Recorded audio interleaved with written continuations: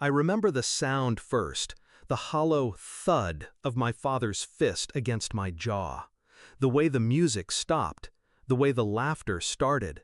It was my son's birthday, his 7th. Balloons sagged against the ceiling, candles half burned on the cake. He stood there, eyes wide, clutching the gift I'd bought him with the last of my savings. And in front of him, his grandfather, my father, hit me like I was still 12. And the crowd laughed. Even my own mother's lips curled. "Leeches don't throw parties," she sneered, as if celebrating my boy was a waste. They thought humiliation was entertainment. But that day, while they laughed, something inside me stopped breaking. There was a time when I believed in them, my parents, their approval, their guidance. I worked myself bloody, trying to be worthy of their pride. When I had my son, I thought maybe, just maybe, they'd soften. A grandson could thaw their frost. I was wrong. He became another weapon. Every milestone of his, they twisted. Every joy of mine, they mocked. And yet, I kept inviting them in, because I was still that boy who wanted his parents to love him. But patterns reveal themselves if you stop crying long enough to see. The smirks when I showed up in cheap clothes, the way they whispered when I walked away, the way my son asked me, "Dad, why does Grandma hate you?" That one cut deeper than any punch. And then I heard them. Late one night, I'd left my phone recording on the table when I stepped out. Their voices spilled out later in my headphones. My father, "He's pathetic, can't even throw a party without begging."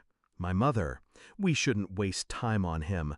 The boy will learn soon enough his father is nothing." That was the moment. Not the punch, not the laughter, but the realization that they wanted my son to inherit their hatred, to believe I was nothing. No, not anymore. Revenge is best served like fine wine, slow, deliberate, and impossible to forget.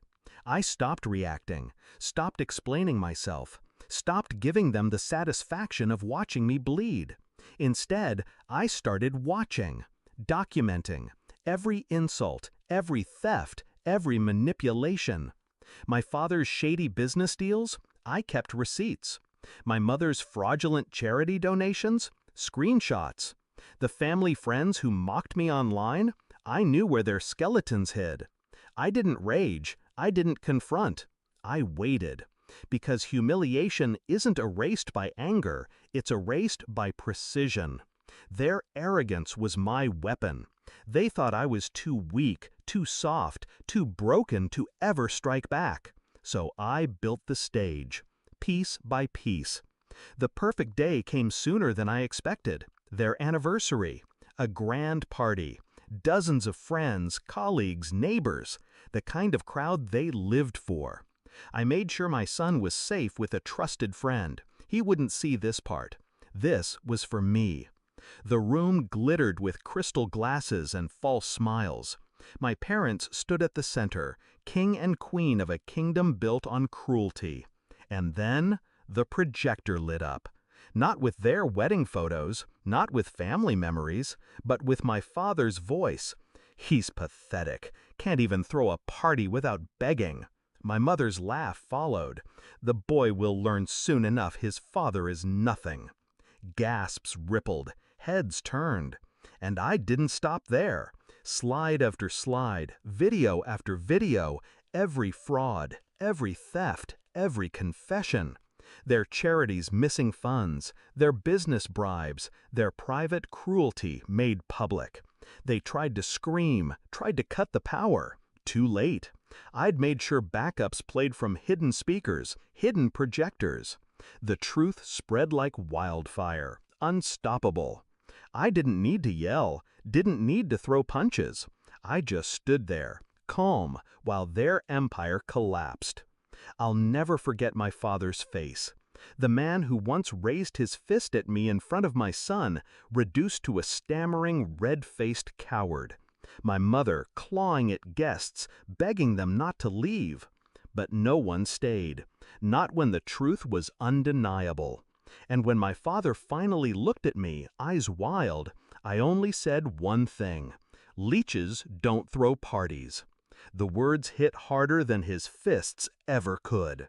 They lost everything: business, reputation, friends. I didn't need to raise a hand.